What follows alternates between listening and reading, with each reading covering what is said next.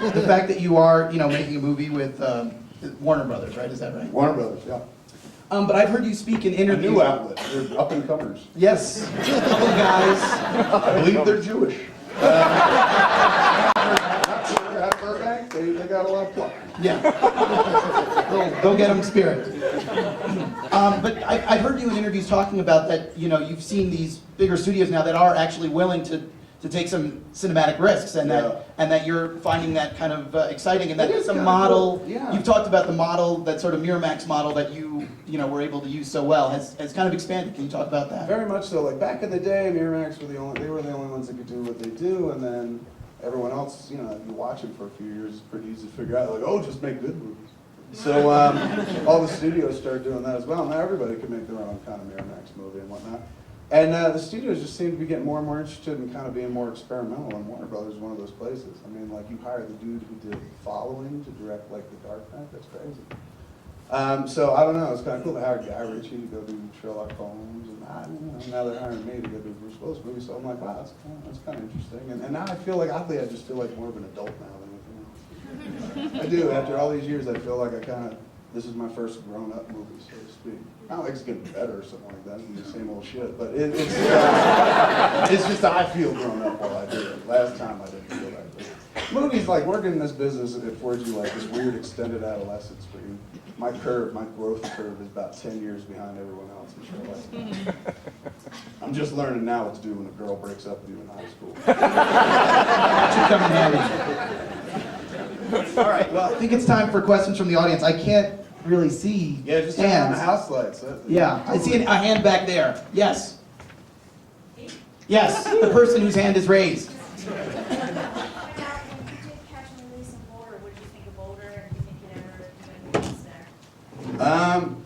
No, I would never do a movie there because you can't fucking breathe here. But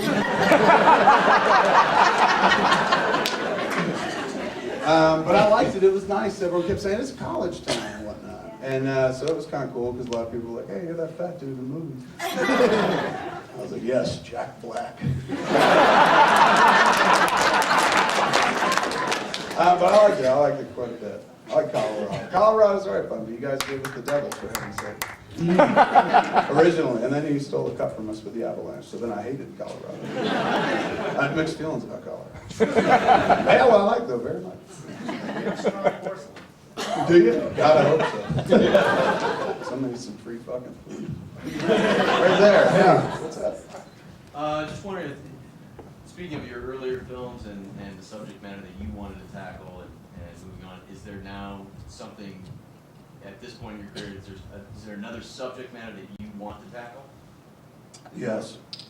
The inability to do that which you think you're cut out for. That's isn't that boring? I'm sorry, let me hold on. And then I suck a cock.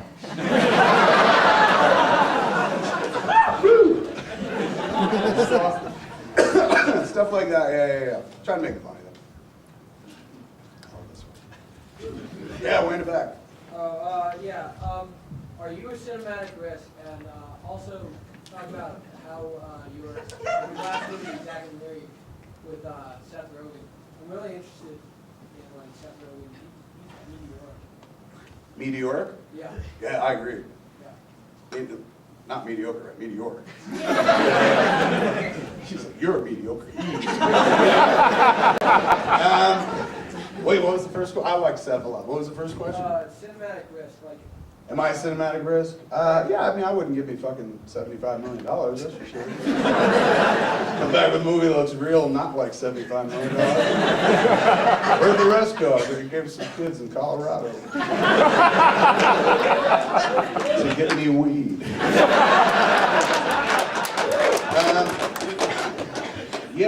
So in as much as I don't like to, I can't tell a mainstream story to save my fucking life, to be honest with you. Every time I get even close, Zack and Mary is the most mainstream I could get, and then that's why I was so kind of frustrated that I kind of stopped where it did, because I was like, that's the best I can do in terms of reaching the wide audience. But I guess I could have left out like the shitting on the face part. It just feels weird. You ever see Signs? Not a great movie. There's a moment in Signs where Joaquin Phoenix is like talking about, how he would go up to the plate and fucking swing at every pitch and shit like that. And you know, when he connected, he was a fucking god. But when he didn't connect, which was more often than not, people were like, "Why'd you swing?" And he was like, "Just felt wrong to not swing." And that's what it felt like every time I made a flick. Like, it felt wrong not to put a donkey show in place. You know, even knowing that, like right then and there, you're kind of limiting your audience. I don't know, man. It feels like the movie ain't complete without it. And then Zach and Mary, like the shit shots, stuff like that. Like, just every once in a while, if I was a smarter man, I'd fucking rein it in and do it Judd style and shit. But I'm stupid, so I'm like, yeah, let's do that. Everyone will love it.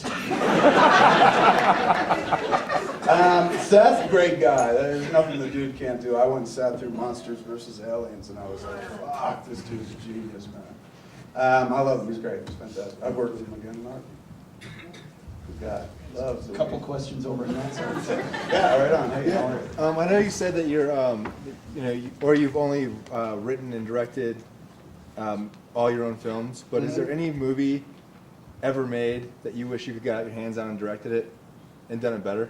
Just Chasing Amy. I really wish that I could redirect Chasing Amy, just because I'm a more visually oriented filmmaker now, and I look at that movie and I'm like, oh man, I just wish I had kind of moved the camera around and shit like that. Really? That's it. That's what I've been thinking about a lot lately, because they're doing this Chasing Amy Blu-ray, so I had to watch it again, and then we're doing like a documentary and shit. So, you know, it's been back in my life, and I just look at it going, man, I would like to shoot like a 20-year later version of this that's exactly the fucking script. So you got a bunch of 40-year-olds running around Comic-Con. You know, talking about how many dicks did you suck, that kind of thing. But I just think the actors, like I'd be a better director for the actors at this point, and I know the film would look a lot better. That's the only one. Other people's stuff, nah. All right, 2 more questions, I'm being told. There's one right there as well.